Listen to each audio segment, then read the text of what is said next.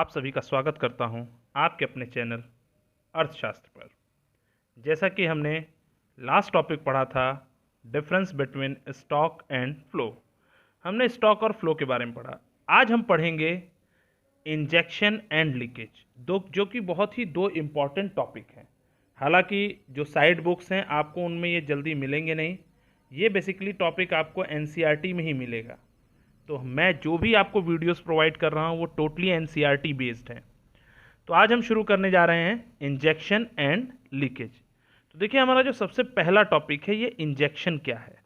ठीक है, तो देखिए इंजेक्शन का सिंपल सा मतलब है, जैसे आपको लग रहा होगा इंजेक्शन है ना, मतलब इंजेक्शन का सिंपल सा मतलब है किसी भी चीज़ को इंसर्ट करना किसी भी चीज़ में।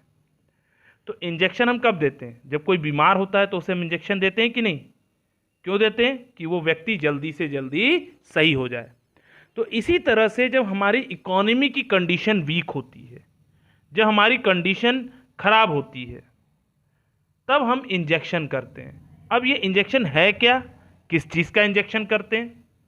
तो देखिए, जब हमारी इकोनॉमी में मनी की सप्लाई कम हो जाती है, या कह सकते हैं जब हमारी इकोनॉमी का एग्रीगेट डिमांड, क्या चीज़?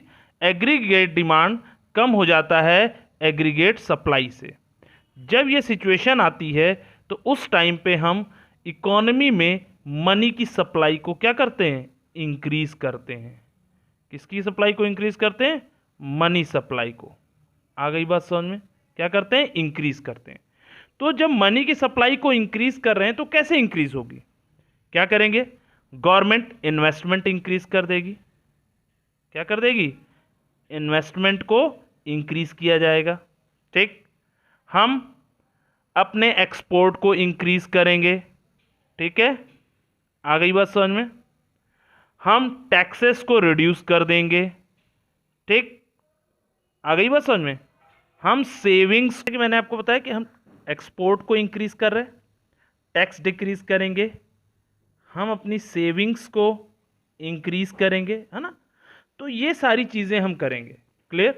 तो एक तरह से जब कभी भी किसी भी इकोनॉमी में मनी के फ्लो को इंक्रीज किया जाता है तो उसे हम क्या कहते हैं? इंजेक्शन। और ये मनी का फ्लो कब इंक्रीज किया जाता है? जब किसी भी इकोनॉमी में किसकी प्रॉब्लम होती है? डिफ्लेशन आ जाता है। क्या आ जाता है? डिफ्लेशन आ जाता है। किसी भी इकोनॉमी में अगर डिफ्लेशन की सिचुएशन आएगी तब हम इंजेक्शन का यूज करते हैं। और डिफ्लेशन कब आता है? जब आपका एग्रीगेट डिमांड क्या हो जाए? एग्रीगेट सप्लाई से कम हो जाए, या कह सकते हैं कि जो प्लान एक्चुअल एग्रीगेट डिमांड है वो प्लान्ड एग्रीगेट डिमांड से कम हो जाए। उस सिचुएशन में एग्रीगेट डिमांड का मतलब यहाँ पे टोटल डिमांड की बात करें। कहीं भी एग्रीगेट वर्ड यूज हो रहा है, ये ध्यान रखिएगा, कहीं भी एग्रीगेट वर्ड अगर हम यूज कर रहे हैं इट मीन्स हम बात कर रहे हैं टोटल की। सम ऑफ टोटल मीन्स हमारी इकोनॉमी का टोटल सम की बात करें कि टोटल हमारी इकोनॉमी में कितना डिमांड की जा रही है। तो अगर वही कम हो गई तो मार्केट में डिमांड कम होने का कारण क्या है? कि लोगों के पास पैसा नहीं है, लोगों के पास अर्निंग नहीं है, तभी तो डिमांड नहीं कर रहे हैं। तो उनके डिमांड को बढ़ाने के लिए गवर्नमेंट क्या करेगी? इन्वेस्टमेंट करेगी। इन्वेस्टमेंट करेगी, टैक्स को कम करेगी कि लोगों के पास पैसा बचे और वो उस पैसे को अपने पर्सनल पर्पस के लिए, अदर फैसिलिटीज़ को यूज़ करने के लिए उसको खर्च कर सके। क्योंकि जब वो खर्च करेंगे तभी हमारी इकोनॉमी रन करेगी। जैसा कि हमने सर्कुलर फ्लो जो टॉपिक पढ़ा था, मैंने उसमें आपको बताया था कि वहाँ पे इकोनॉमी में मनी का फ्लो होना बहुत ज़रूरी है। और अगर ये सर्कल कंप्लीट नहीं होता है तो कभी भी इकोनॉमी ग्रोथ नहीं करती है। तो कहने का मतलब है किसी भी इकोनॉमी में अगर हम डिफ्लेशन की बात करें तो डिफ्लेशन भी आना ज़रूरी है, बट एक लिमिट से ज़्यादा जाना सही नहीं होता। आ गई बात समझ में? क्योंकि ये सर्कुलेशन को बनाए रखेगा। ठीक है, इसीलिए इसका होना भी ज़रूरी है बट बहुत ज़्यादा होना ज़रूरी नहीं है। आ गई बात समझ? एक लिमिट से ऊपर जाएगा तो हमारे लिए प्रॉब्लम बनेगा। तो ये तो बात हो गई इंजेक्शन की, जहाँ पे हम मनी के सप्लाई को क्या करते हैं? इंक्रीज करते हैं। आ गई बात समझ में? क्लियर? चलिए अब देखिए, इसके इंक्रीज करने से क्या होगा? हमारी जो एग्रीगेट डिमांड है वो भी क्या होगी? इंक्रीज हो जाएगी। मींस अब लोगों के पास पैसा आने लगेगा, लोगों को जॉब मिलने लग जाएगी। भाई इन्वेस्टमेंट होगा तो नई कंपनियां आएंगी, नई इंडस्ट्री आएंगी, सड़क बनेगी, तो लोगों को जॉब मिलेगी। ठीक है, आ गई बात समझ में। तो इस तरह क्या होगा कि लोगों को जॉब मिलेगी तो लोग डिमांड भी बढ़ा देंगे। आ गई बात समझ में। और डिमांड बढ़ेगी तो कंपनियों के पास काम आएगा क्योंकि उनके प्रोडक्ट की सेल बढ़ रही है। चलिए, तो ये बात हो गई इंजेक्शन से रिलेटेड। अब आते हैं हम लीकेज पे। ठीक है, अब देखिए लीकेज क्या होता है। ठीक है, तो जरा देखिए हम लोग लीकेज को देखते हैं क्या है।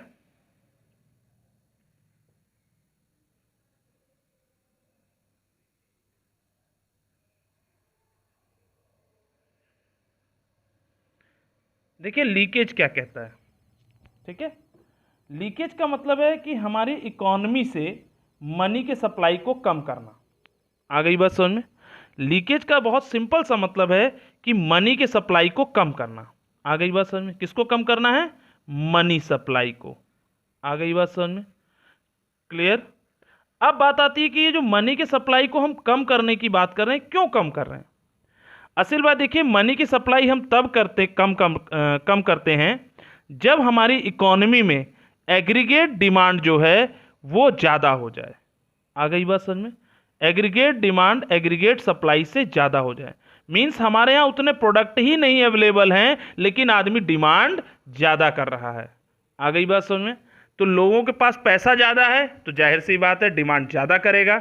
तो अब लोगों के पास पैसा ज़्यादा हो गया तो ये भी एक समस्या है इकोनॉमी के लिए। कम है तो भी समस्या है, लोगों के पास पैसा ज़्यादा हो जाए तो भी समस्या है। क्यों? क्योंकि ज़्यादा होगा तो डिमांड ज़्यादा करने लगेंगे और हमारी इकोनॉमी में उतने रिसोर्सेज अवेलेबल नहीं है कि हम उनकी वो डिमांड पूरी कर सकें।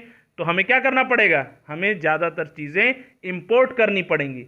तो इंपोर्ट करेंगे तो हमारी इकोनॉमी कंडीशन और वीक होगी, इसलिए उससे बचने के लिए हम लीकेज करते हैं। ठीक है, और इस सिचुएशन को हम क्या कहते हैं? इस सिचुएशन को हम इन्फ्लेशन कहते हैं। क्या कहते हैं?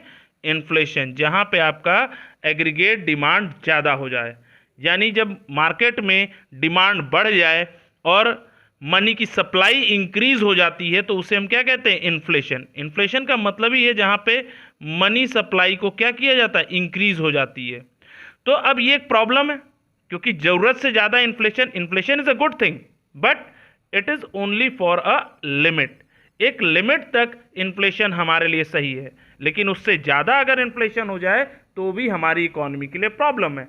तो इसलिए उस प्रॉब्लम से बचने के लिए हम मनी के सप्लाई को कम करने के लिए हम क्या करते हैं? लीकेज का यूज़ करते हैं, जिसे हम विड्रॉल कहते हैं। यानी किसका विड्रॉल करते हैं? डिसइन्वेस्टमेंट। गवर्नमेंट किस तरह के स्टेप लेती है? डिसइन्वेस्टमेंट करती है। आ गई बात समझ में। मीन्स गवर्नमेंट जो है मार्केट से मनी के सप्लाई को कम करने के लिए अपने इन्वेस्टमेंट कम कर देती है। आ गई बात समझ में। दूसरी चीज़, गवर्नमेंट टैक्स को बढ़ा देती है। आ गई बात समझ में। भाई जब गवर्नमेंट टैक्स बढ़ा देगी, ठीक है, तो क्या होगा? लोगों के पास पैसा कम बचेगा, वो पैसा कम खर्च करेंगे, ज़्यादातर पैसा वो सरकार को एज ए टैक्स जमा कर देंगे। ठीक है, तो इस तरह से गवर्नमेंट क्या करती है? मार्केट से मनी के सप्लाई को कम कर देती है। क्लियर है? यहाँ पे गवर्नमेंट अपनी सब्सिडी कम कर देती है। देख रहे हैं, आपने अभी सुना ही होगा, रिसेंटली गवर्नमेंट ने जो है अपनी कई सारी सब्सिडी बंद कर दी हैं।